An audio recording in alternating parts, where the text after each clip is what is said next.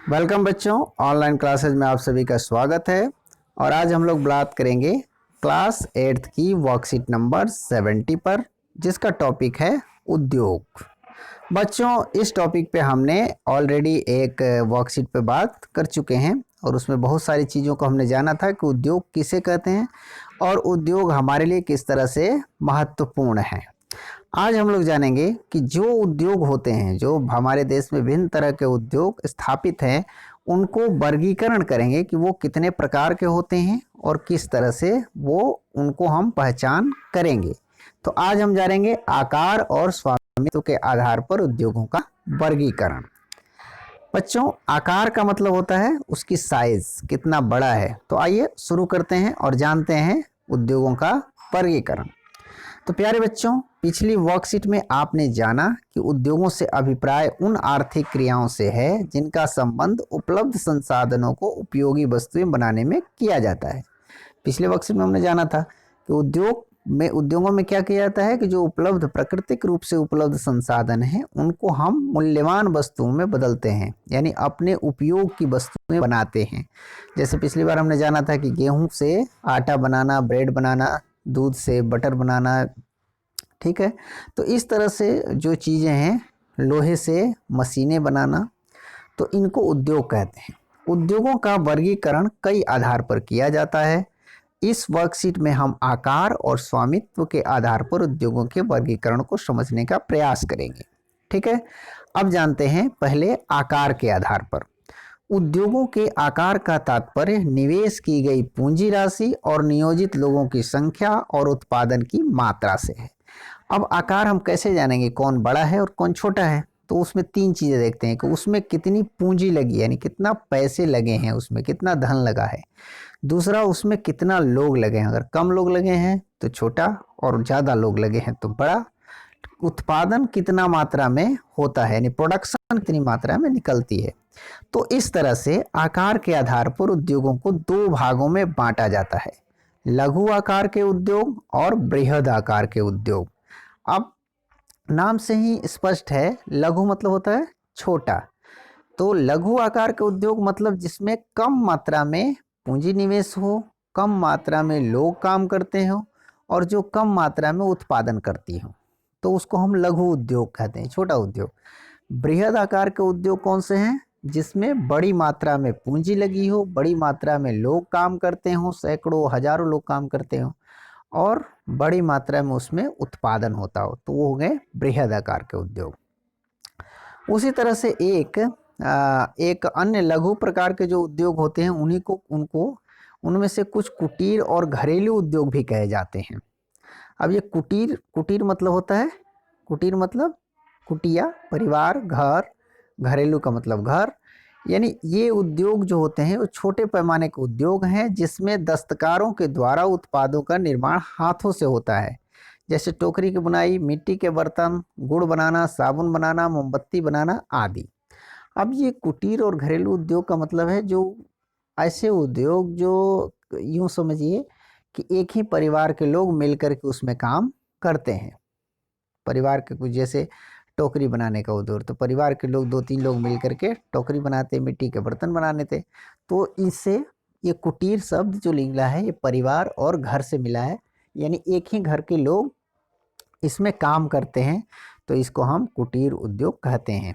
तो एक तरह से यह लघु उद्योग का ही पार्ट है। तो अब तक आपने आकार के आधार पर दो उद्योगों के बारे में जाना, लघु उद्योग और कुटीर उद्योग। और लघु उद्योग में कुछ उद्योगों को कुटीर उद्योग भी कहा जाता है, जो पारिवारिक स्तर पे एक ही परिवार के लोग घर में करते हैं, वो कुटीर उद्योग कहलाते हैं। अब बड़े पैमाने के उद्योगों में अधिक पूंजी और अधिक श्रमिकों की आवश्यकता पड़ती है। ये उद्योग बड़ी मात्रा में वस्तुओं का उत्पादन करते हैं। प्रायः इन उद्योगों को आवासीय क्षेत्रों से दूर स्थापित किया जाता है। इसका एक कारण ये भी है कि जो बड़ी मात्रा के उद्योग हैं वो बड़ी मात्रा में संसाधनों का इस्तेमाल करते हैं, साथ ही साथ उनसे धुएं वगैरह भी निकलते हैं और रासायनिक पदार्थ भी बाहर निकल सकते हैं। तो ये सारी चीज़ें आसपास रहने वाले लोगों को नुकसान करती है। तो इसीलिए इन उद्योगों के, बड़े प्रकार के उद्योगों को अक्सर जो आबादी है, शहरी क्षेत्र है, उसे बाहर स्थापित किया जाता है। तो ये हो गए बृहद प्रकार के उद्योग यानी बड़े पैमाने के उद्योग। इसको इंग्लिश में कहते हैं लार्ज स्केल इंडस्ट्रीज, और जो लघु उद्योग हैं उन्हें कहते हैं स्मॉल स्केल इंडस्ट्रीज। तो उम्मीद है आपको ये समझ में आ गई होगी। तो आइए हम देखते हैं स्वामित्व के आधार पर उद्योगों के प्रकार।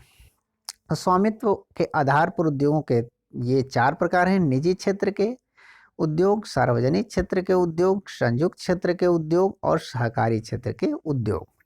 अब देखेंगे निजी क्षेत्र मतलब होता है प्राइवेट सेक्टर, कि निजी क्षेत्रों के उद्योगों का स्वामित्व और संचालन। स्वामित्व मतलब हम मालिकाना, यानी मालिक, और संचालन मतलब चलाने वाला। वो एक व्यक्ति या व्यक्तियों के समूह होता है और वही व्यक्ति उसके लाभ, हानि, पूंजी सब का जिम्मेदार होता है। जैसे टाटा के जो फैक्ट्रीज हैं, मुकेश अंबानी की जो फैक्ट्रीज हैं, अदानी की जो फैक्ट्रीज हैं, ये किस चीज़ के हैं? निजी क्षेत्र के उद्योग हैं, क्योंकि उन्होंने अपनी पूंजी से उन उद्योगों को चलाते हैं और स्वयं नियंत्रित करते हैं। सार्वजनिक उद्योग क्षेत्र के उद्योगों को हम पब्लिक सेक्टर इंडस्ट्रीज कहते हैं। इसका मतलब सरकारी। तो इसका देखिए, इसका स्वामित्व और संचालन सरकार के द्वारा होता है। ये उद्योग कौन चलाते हैं? सरकार चलाती है। जैसे steel authority of India limited, SAIL, इसको शॉर्ट में एस, हम यहाँ लिख देंगे SAIL। ये थोड़ा चल नहीं रहा है ठीक से, तो ये सेल। संयुक्त क्षेत्र के उद्योगों का स्वामित्व संचालन राज्यों और व्यक्तियों के समूह द्वारा होता है। इसमें देखिए, इसमें कुछ पैसे राज्य के लगे होते हैं और कुछ किसी इंडस्ट्रियलिस्ट का लगा होता है, व्यक्ति का लगा होता है, तो उसको हम संयुक्त क्षेत्र का कहते हैं। देखिए, ये किसी निजी व्यक्ति का लगा है तो निजी क्षेत्र, सरकार का है तो सरकारी क्षेत्र, और संयुक्त मतलब निजी क्षेत्र का भी लगा है और सरकार का भी लगा है, तो उसे कहते हैं संयुक्त क्षेत्र का उद्योग। जैसे मारुति उद्योग लिमिटेड। चौथा है सहकारी क्षेत्र का उद्योग। इन उद्योगों का स्वामित्व और संचालन कच्चे माल के उत्पादकों और श्रमिकों दोनों द्वारा होता है। उदाहरण के लिए आनंद मिल्क यूनियन लिमिटेड।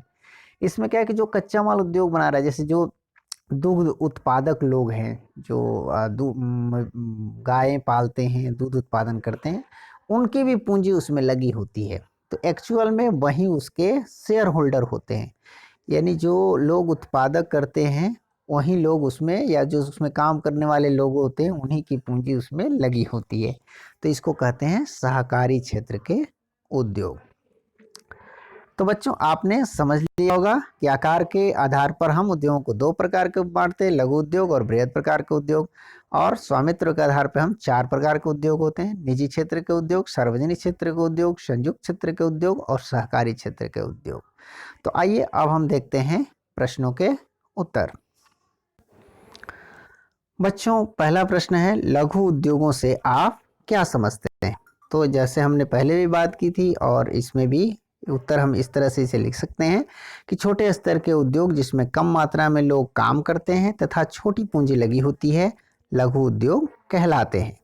वहीं दूसरा प्रश्न है, संयुक्त क्षेत्र और सहकारी क्षेत्र के उद्योगों में अंतर स्पष्ट करें। तो इसका उत्तर आप लिख सकते हैं, संयुक्त क्षेत्र के उद्योगों का स्वामित्व और संचालन राज्यों और व्यक्तियों के समूह द्वारा होता है, जबकि सहकारी क्षेत्र के उद्योगों का संचालन और स्वामित्व कच्चे माल के उत्पादकों तथा श्रमिकों यानी दोनों के द्वारा होता है। तो इस तरह से आप इसका प्रश्न लिख सकते हैं। तीसरा प्रश्न है, घरेलू उद्योग से प्राप्त वस्तुओं की सूची बनाइए।